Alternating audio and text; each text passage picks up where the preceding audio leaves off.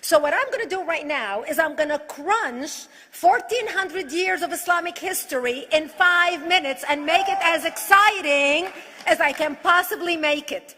Because I hated history when I was a little girl. At this age, I appreciate history.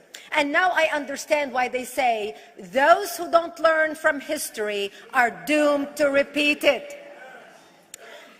In order for you to understand why Western civilization is very different than the Islamic world, you need to understand the history of Islam. When Prophet Muhammad supposedly revealed his revelation from the angel Gabriel that he is supposed to be the last of the prophets in the early 600s, he started preaching in his own city, Mecca. He tried to recruit friends and followers to be able to spread his religion. And he tried for 12 years and failed. And after 12 years, he was only able to recruit his immediate family and friends. So he decided, if I go to Medina, which was the Jewish hub of Arabia, the business hub where the Jews lived, if I go there and preach my religion to them, if they accept me, that will buy me respect and stature between my own people, and they will accept me. So Prophet Muhammad started borrowing a lot from the Old Testament to make his religion more palpable to the Jews, to make it a lot similar. This is why you see a lot of similarities between Judaism and Islam. For example, Jews don't eat pigs, Muslims don't eat pigs. Jews pray a few times a day, Muslims pray a few times a day. Jews fast on Yom Kippur, Muslims fast on Ramadan. And this is why you started seeing a lot of good writing in the beginning of the Quran when Prophet Muhammad was saying all the good things about the people of the book. He took his message and went to Medina trying to recruit the Jews, talking about the people of the book, talking about how similar the two religions are. When they refused to accept him and follow him as the last of the prophet, that's when he turned against them and started killing them and started expelling them.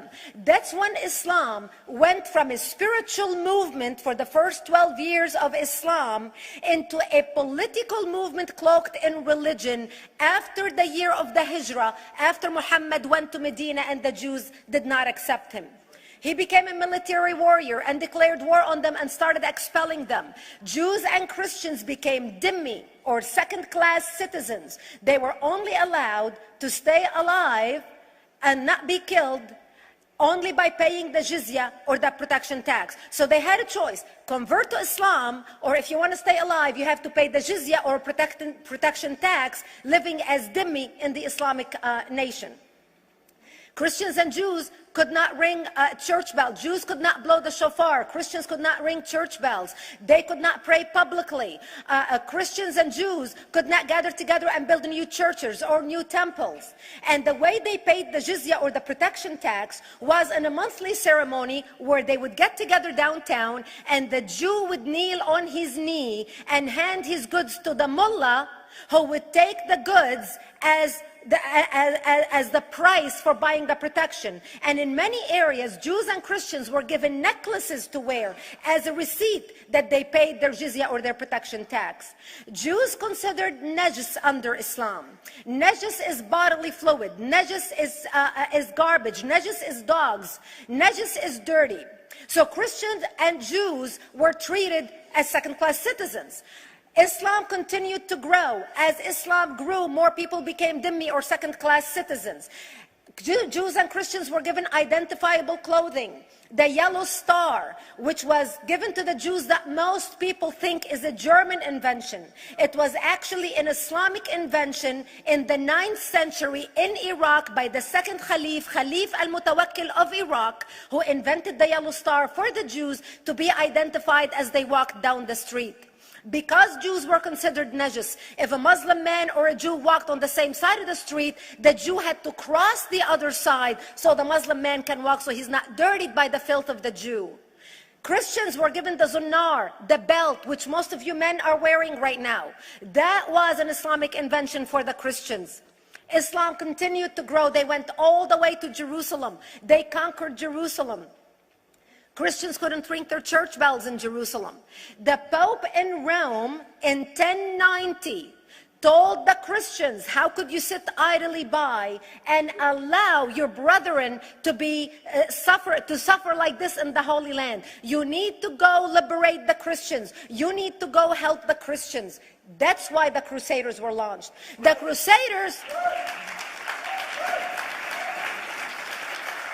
Crusaders were not launched because they just felt like waking up in the morning and going and converting a bunch of Muslims or beheading them. The Crusaders were launched to liberate Jerusalem. And they were able to liberate Jerusalem for less than 100 years before Salah ad-Din al-Ayyubi, Saladin, took it back, and Jerusalem remained under Islamic control until 1967, when the State of Israel liberated Jerusalem, where Christians, Jews, and Muslims could pray under the same sky.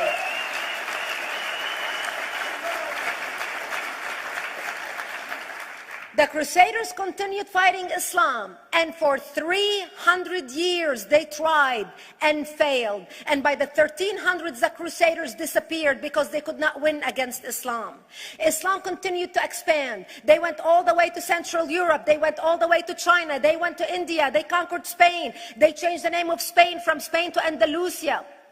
And they started, as they advanced, as they conquered more nations, more people paid the jizya, or the protection tax. And this is how the Islamic Empire grew. It went all the way until they was stopped at the gates of Vienna on 9/11. 9/11 is not a date that Osama bin Laden just picked out of a hat. 9/11 is a symbolic date in the Islamic calendar.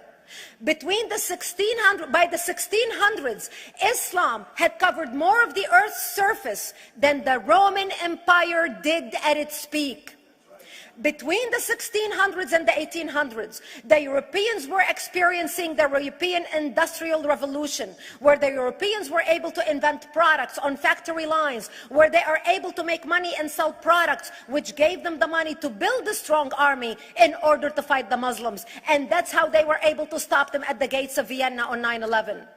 The Europeans started the pushback against Islam. They pushed them out of Europe. They pushed them out of all the way to the Middle East and North Africa. By 1924, the Islamic Empire ended. In 1924, the Islamic Caliphate ended in Turkey by President Ataturk, who was a secularist. He ended the Islamic Empire, and he gave women rights to vote. He gave women a right to an education, a right to work, a right to choose a husband. He forbid women from wearing the hijab. He forbid men from wearing the beard. The Muslims hate him so much that they consider him a Jewish agent, because they believe that his mother and her bloodline was Jewish, and that was the influence on Ataturk. By the time the Islamic Empire, or the Islamic Caliphate, or the Islamic State ended in 1924, the Islamic Caliphate had existed for 1400 years, and it ended less than 100 years ago. By the time the Islamic Caliphate ended in 1924, 270 million people around the world were killed by Islam. 270 million. And we didn't have weapons of mass destruction, and there was nuclear weapons. All of these people were killed, butchered by the sword. The people in the world, less than 100 years ago, how many people knew this history? Please raise your hand. We in America have failed to educate our children about history. We in America failed to educate our population about history. Our children in high school, you take any 17, 16-year-old kid, 18-year-old kid, and ask them about World War II. They can't even tell you what happened in World War II. For them, it's ancient history, and we still have our World War II veteran walking among us. That's how little we know of history. Islam ended in 1924, the Caliphate. People thought the Caliphate will never be resurrected. The Caliphate will never come back. But two things happened in the Middle East in the last century that made the Islamists be able to resurrect the Caliphate. Number one is the discovery of oil in Saudi Arabia, which we were able to discover and were stupid enough to allow them to nationalize it.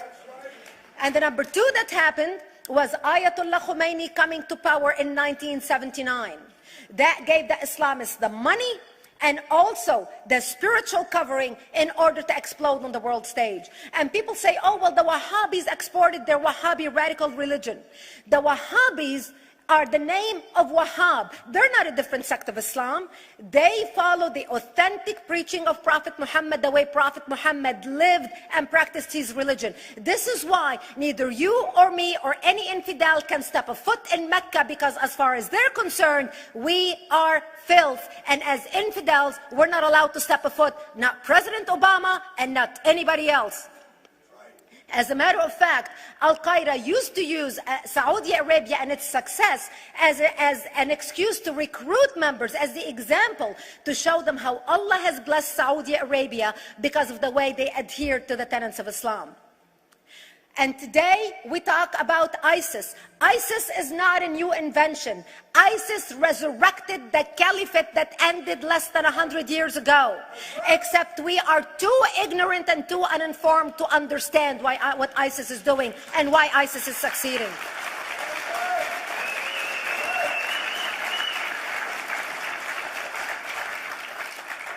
Two things you need to understand about Islam and the principles of war in Islam. One is the law of taqiyya, which means lying and deception.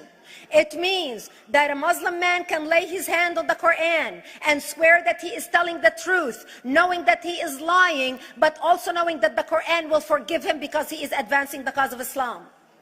The second thing you need to know about is that the Treaty of Al-Hudaybiyah, which is an Islamic principle of war and a model on how to deceive your enemy when you have to sign peace treaties with your enemy. And it is based on an example by Prophet Muhammad. Prophet Muhammad was attacking the Meccans and their caravans when he was living in Medina. One day he attacked them because this is how he got the goodies. He would attack them, rob them, and spread the goodies among his men. And this is how he was able to recruit, because this is how people made money without working. And so he attacked the Meccan caravans. When he realized he's not able to defeat the Meccans in that city of Al-Hudaybiyah, in that place, he signed a 10-year treaty with them. Does that sound familiar? A 10-year treaty with them that says he will not attack them, he will have peace with them, he will not declare war on them. Muhammad used the treaty for 2 years to build his military, strengthen his army, and when he realized he was strong enough to attack his enemies when they least expected it, because they thought they had a peace treaty with Muhammad, he broke the treaty, attacked them 2 years later, and Mecca fell within 24 hours because they were not expecting the attack. And that became a principle of war in Islam. And to give you an example of how that is practiced, this is why anything signed with Iran means nothing to them. And to give you an example of how this law has been put to use in recent history, Yasser Arafat, who's not an Islamist, but he is a Muslim, met with the Israelis and signed the Oslo Accord in 1993. Remember all the handshaking at the lawn of the White House? The Oslo Accord, Yasser Arafat used the peace treaty, the Oslo Accord with Israel, to get Israel to bring him back and give him his territory, finance his military, train his police, and give his police the weapons. Yasser Arafat broke the Oslo Accord 8 years later, didn't even wait 10 years, and declared the second intifada in 2000, and all hell broke loose. He used the same treaty to win and deceive against his enemies and deceive his enemies. When Jordanian press, after Yasser Arafat signed the Oslo Accord with Israel, and Egyptian press would interview Yasser Arafat, and they would say, how could you sign a peace treaty with the devil? How could you sign a peace treaty with the Jews? Yasser Arafat will tell them, remember Hudaybiyah. That's all he would have to say. The whole Muslim world knew exactly what Yasser Arafat was talking about. We in the West and the Jews in Israel, it was over their heads. Nobody understood what Hudaybiyah was referring to. And this is the type of deception that we are dealing with. So when Iran signs a peace treaty with the United States for 10 years, they are using us as useful idiots, as gullible, ignorant people who are signing a peace treaty with the devil in order for Iran to continue her thing. In this deadly game of thrones, there's no place for America or for Israel. We don't have to gamble with our future and with our children's future. Elie Wiesel. And I wish I could promise you, Elie, that the lessons of history have been learned. That is why it is so important to be wise about who we're going to put in the White House next year.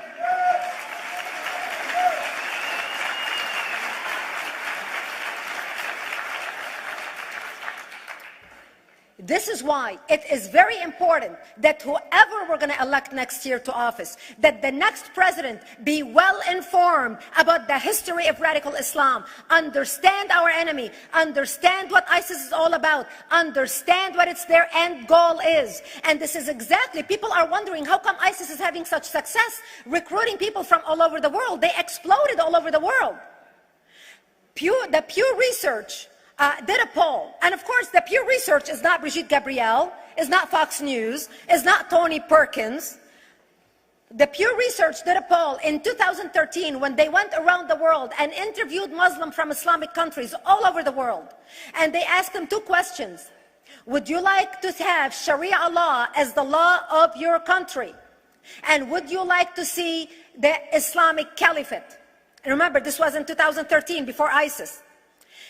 The 5 top countries in the world, in the Islamic world, the 5 top Islamic countries: Indonesia, 204 million Muslims. Indonesia, Afghanistan, Pakistan, Egypt, Nigeria, and Bangladesh. 77% of Muslims interviewed in these Islamic countries, 77% want the establishment of Sharia law and want the establishment of an Islamic state. That means 77% of the world, quote, moderate Muslims agree with the establishment of ISIS and what ISIS is doing.